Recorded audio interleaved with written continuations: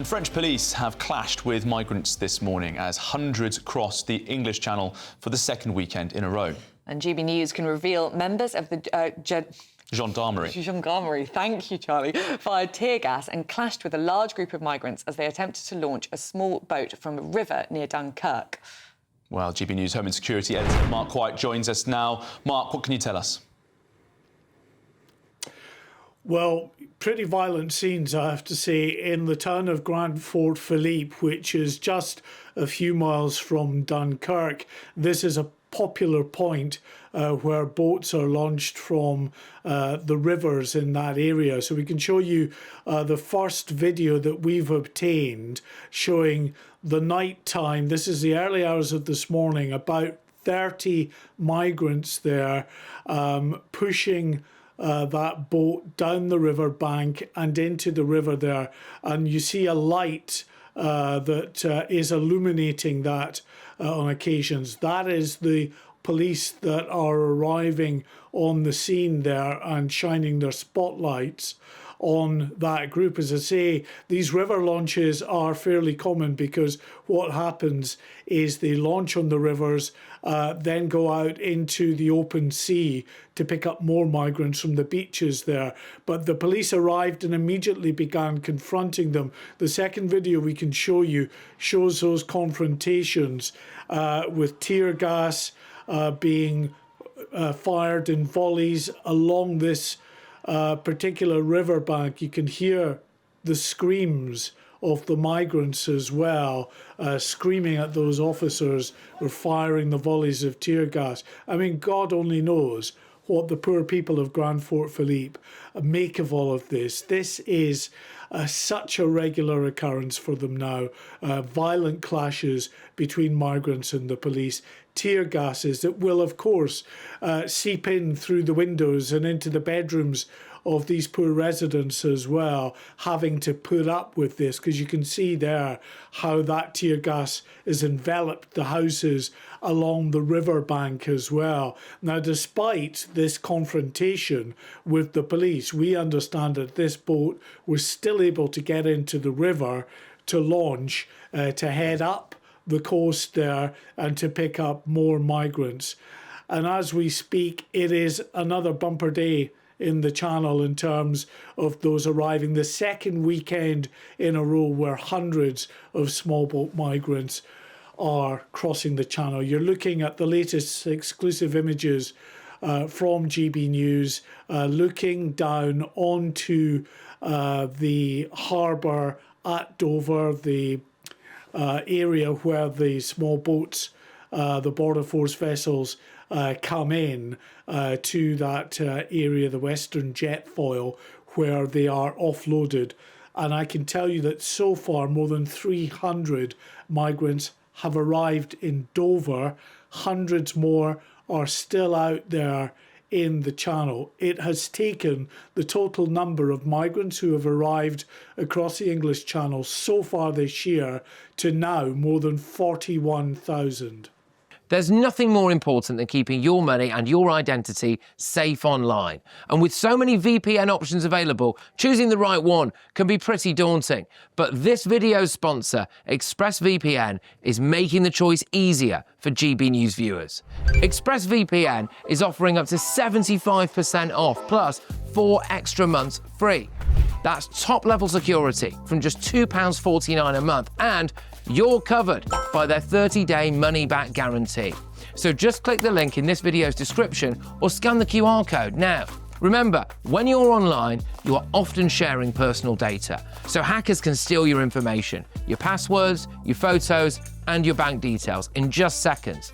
But ExpressVPN encrypts your connection, making it virtually impossible for hackers to access your personal information. So why choose ExpressVPN? Well, it couldn't be easier to use. With just one click, you are protected. And ExpressVPN uses military-grade AES 256 encryption, which is the same standard trusted by the US government to guard their classified information. With their new tiered plans, you can protect up to 14 devices at once and manage passwords securely. Live chat support is available 24/7, and it typically connects you in under a minute with a real person. Click the link in this video's description or scan the QR code to get up to 75% off ExpressVPN, plus 4 months extra for free. Start protecting yourself today with ExpressVPN. Mark, they may not reach the record year in crossings, but those 28 days of no crossings well and truly over now after 2 weekends in a row of major crossings. Mark, going back to those clashes with the police in Dunkirk and in the north of France that you've just brought us, obviously there are lots of clashes regularly between migrants and the police, but do you think the intensity of that violence is due to the delay and there's a growing backlog, as it were, of people waiting to cross and a lot of agitated people on the coast? There's a number of different reasons for it. Hopefully we can show you the images again of the confrontation with the tear gas being fired in volleys there at the migrants. And you can see, as I say, you know, it's pretty violent. It's not just tear gas, but individual officers will try to confront those migrants as well. But the thing is, unless they are mob-handed, the officers, they are fighting a losing battle in trying to stop the migrants, because there's more than 30 of them launching the boat, that heavy boat. They call it a small boat, but it's a heavy old thing down that riverbank and into the river itself. And a lot of the clashes are born out of frustration from the migrants, of the police trying to stop them, and then they're fighting back. A lot of the violence is also, inter-gang violence between the various different factions there, because we know that in particular the sort of Kurdish gangmasters often clash with African migrants who either don't have the money or are unwilling to pay the Kurdish gang smugglers to take them across the channel in these small boats, and instead what they do is they rush the boats on the beaches when they're launching and just fight their way on board. That often leads to stabbings, shootings and other violent clashes that the police and local residents all get caught up in. Well, thank you very much, Mark White, for that, and for that incredible footage from over in Dunkirk. I mean, as you say, over and over again, the only thing that stops migrants coming over the channel is bad weather. Everything else is just tinkering around the edges. Right, let's get through the papers now. We're joined by the commentator Chloe Dobbs and trade unionist Andy Twelves. Andy, just quickly, some reaction to what we're seeing in the channel this morning and those violent scenes in northern France. Another day, hundreds of crossings already. The strategy just isn't working for Labour, is it? Well, it's not worked for anyone. It didn't work for the Tories before and didn't work for Labour. I think everyone's quite sad to see violence in any capacity.